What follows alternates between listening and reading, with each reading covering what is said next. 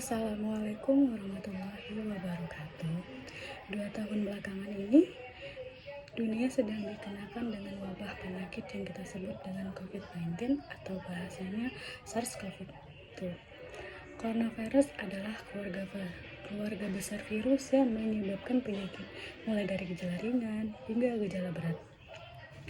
Virus corona bersifat zoonosis atau ditularkan antara hewan dan manusia. Tanda dan gejala infeksi umum yang terjadi pada COVID-19 yaitu mengalami gangguan pernafasan akut seperti demam, batuk, dan sesak nafas.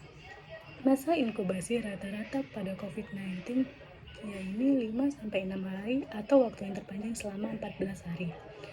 Pada kasus COVID-19 yang berat dapat menyebabkan pneumonia, sindrom pernafasan, gagal ginjal, dan bahkan kematian.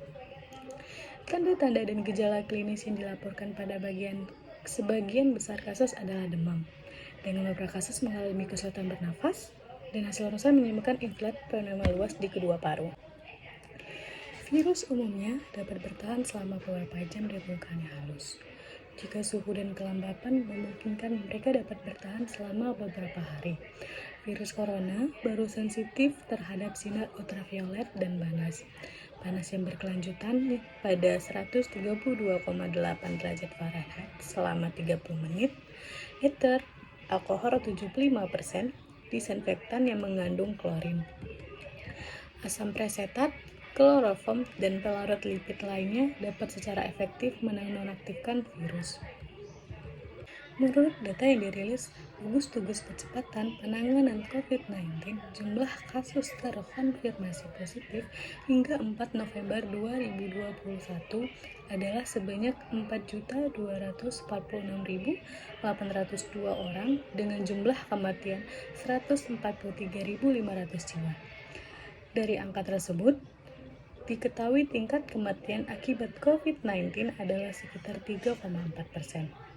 Meski jumlah kematian akibat COVID-19 tergolong tinggi, angka kesembuhan dari COVID-19 juga terus bertambah.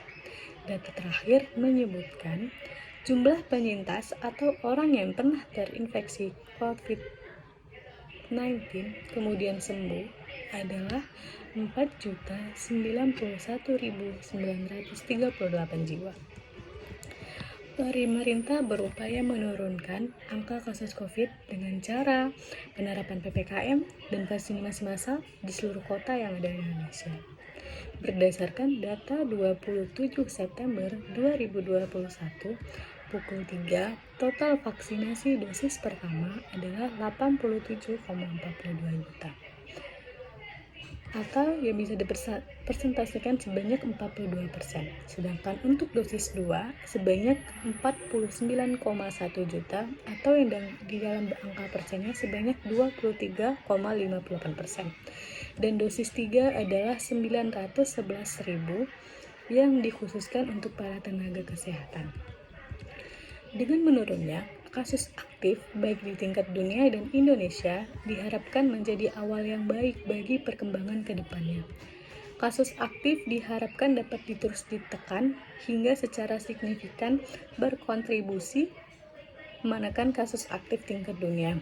Walaupun angka kasus telah menurun, masyarakat tetap melaksanakan protokol kesehatan, selalu menjalankan 5M, memakai masker, mencuci tangan dengan sabun dan air mengalir, menjaga jarak aman 1,5-2 meter dengan orang lain, menjauhi kerumunan saat di luar rumah, mengurangi mobilitas, kecuali untuk keperluan mendesak. Demikianlah uraian yang dapat saya sampaikan.